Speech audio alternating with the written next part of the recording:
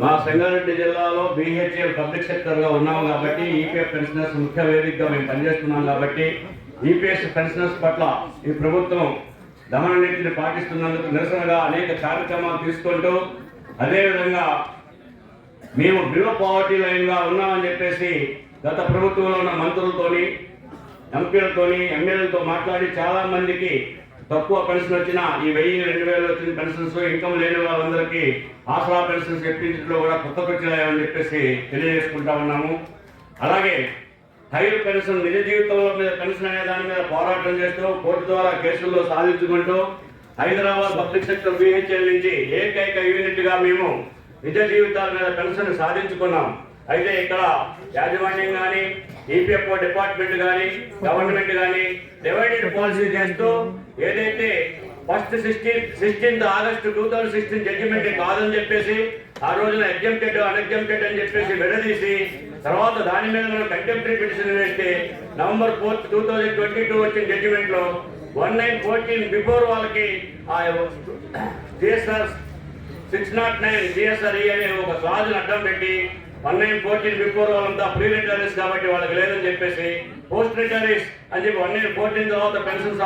సాధించుకున్న వాళ్ళకి మాత్రమే ఈ నిజ వేతనం మీద పెన్షన్ ఇస్తామని చెప్పి చెప్పడం జరిగింది. ఇది కూడా అన్ని పబ్లిక్ సెక్టర్స్కి వర్తింపకుండా కామన్ మ్యాన్కి అందించకుండా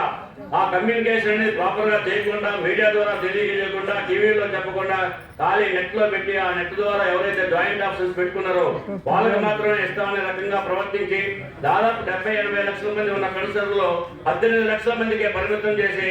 జాయింట్ ఆఫీసర్స్ తీసుకునే విధంగా చేసి ఆ 18 లక్షల్లో కూడా చాలా పబ్లిక్ సెక్టర్స్ లో డీటెయిల్స్ లేవని ట్రస్ట్ రూల్స్ అని చెప్పి ఆ ప్రాబ్లమ్స్ అని చెప్పి ఈ ప్రాబ్లమ్ అని చెప్పి అన్ని విధాలుగా పెన్షనర్స్ ని విడదీసి ఒక 3 లక్షల మంది వరకు వర్తింపజేసామని తెలియజేస్తా ఉన్నాము. అందులో భాగంగా మా BHEL లో దాదాపు 89,000 మంది పెన్షనర్స్ ఉన్నాం. ఆ 89,000 మంది పెన్షనర్స్ లో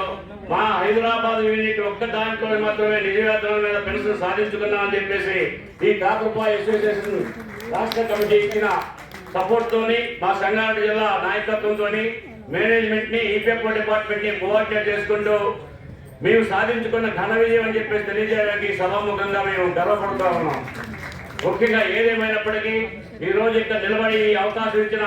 ఈ తాప్రపా సంఘానికి నాయకత్వానికి మరొకసారి ధన్యవాదాలు తెలియజేసుకుంటూ ఇన్ ఫ్యూచర్ లో కూడా మీరు ఏ విధమైన పిలుపునిచ్చిన భాగస్వామ్యం తీసుకుంటా అని చెప్పి తెలియజేస్తూ ఈ అవకాశం 5 నిమిషాలు ఇచ్చారు, నేను 3 నిమిషాల్లోనే ముగిస్తున్నాను అని చెప్పేసి మీ అందరికీ